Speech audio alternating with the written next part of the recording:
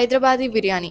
బాధొచ్చినా, ఆనందమొచ్చినా రెస్టారెంట్‌కెళ్ళి menu కార్డ్‌లో వెతికే first item. అలాంటిది దాని పేరు చెప్పి వేలు కాదు, లక్షలు కాదు, కోట్లలో స్కామ్ జరిగింది. హైదరాబాద్‌లో కొన్ని రెస్టారెంట్స్‌లో బిల్లింగ్ ప్యాటర్న్స్ సస్పీషియస్‌గా ఉన్నాయని నోటీస్ చేశారు జీఎస్టీ అఫీషియల్స్. సో ఆ ట్రాన్సాక్షన్ డేటాని ఇంకా డీపర్‌గా ఇన్వెస్టిగేట్ చేద్దాం అనుకున్నారు. 60 టెరాబైట్స్ ఆఫ్ రెస్టారెంట్ డేటాని వాళ్ళు కలెక్ట్ చేసి అనలైజ్ చేశారు. అండ్ ఇక్కడే నువ్వు తినడం మానేసి మరీ వినే హైలైట్ వచ్చింది. 1.77 lakh fake restaurants and business IDs దొరికినాయి వాళ్ళకి. ఇవన్నీ బోగస్ జిఎస్టీ బిల్స్, అంటే ఫేక్ జిఎస్టీ ట్రాన్సాక్షన్స్ ని క్రియేట్ చేశారు ట్యాక్స్ సిస్టమ్ ని చీట్ చేసి స్కామ్ వేసేద్దామని. అండ్ ఈ ఫేక్ ఇన్వాయిసెస్ అన్నిటితో ఐటీసీని ఇల్లీగల్ గా క్లెయిమ్ చేసి వాళ్ళు కట్టాల్సిన జిఎస్టీ కంటే ఇంకా తక్కువ అమౌంట్ పే చేసేలా స్కామ్ చేద్దాం అనుకున్నారు. ఇవన్నీ షెల్ రెస్టారెంట్స్, అంటే నాన్ ఎగ్జిస్టెంట్ రెస్టారెంట్స్ అని అర్థం.